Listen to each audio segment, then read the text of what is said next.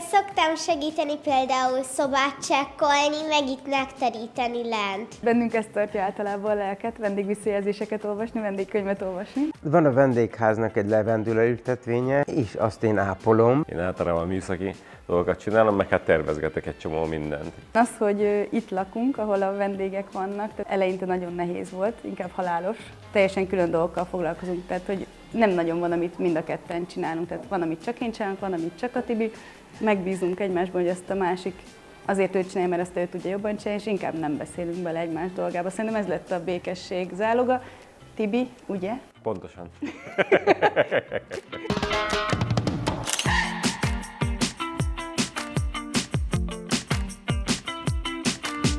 Nagy szeretet van közöttünk, több is, és az nyilván nagyon-nagyon meghatározó, és nagyon sokat számít, hogy 0-24-ben együtt tudjunk dolgozni. Miki abszolút az álmodó, a teremtő és megvalósító és a kreatív. Én pedig a háttérben az összes kis Excel táblázatok sokaságával összehúzom a szálakat. Ez az odafigyelés meg a vendégszeretet szerintem ez meghozza a gyümölcsét. Sokkal nagyobb az esély szerintem, hogy sikerre lehet vinni bármit, hogyha ott van a helyben az ember.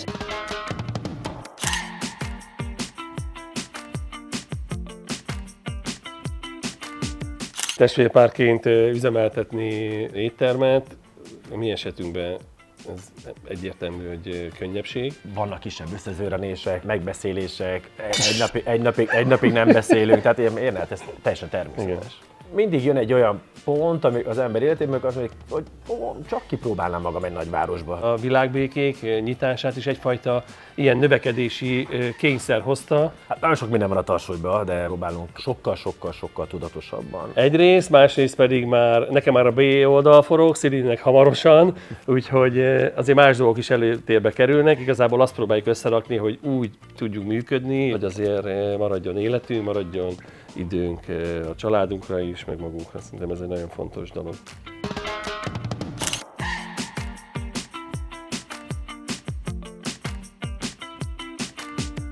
Nem véletlenül vagyunk együtt már 4 éve, több mint 4 éve, és ez azért van, mert mindenben nagyon egyetértünk. Amikor itt vagyunk, az például neki egy nagyon más környezet, mint ahol alapvetően tevékenykedik. Amikor én megyek vele a koncertjeire, és az meg nekem egy teljesen más sztori. Sosem unalmas a saját életünk sem, meg a egymás életét élni.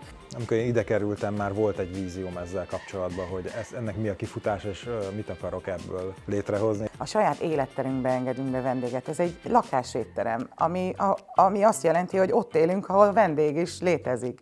Hát meg ugye az a szlogen itt most már évek óta, hogy lassulj be. Ez a hivatalos köszönés is most már itt a portán belül, meg az egész faluban ez erről szól, hogy aki ide bejön, az rögtön átveszi ezt a vibe-ot, belassul.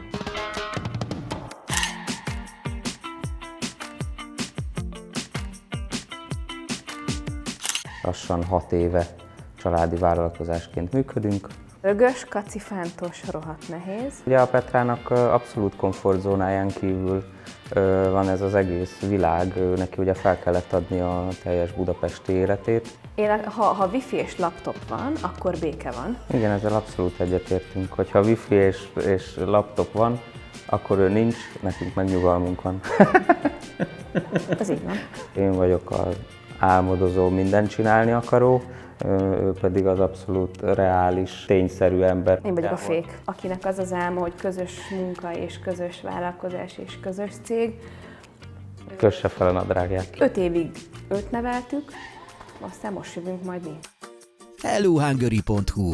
Hello új élmények!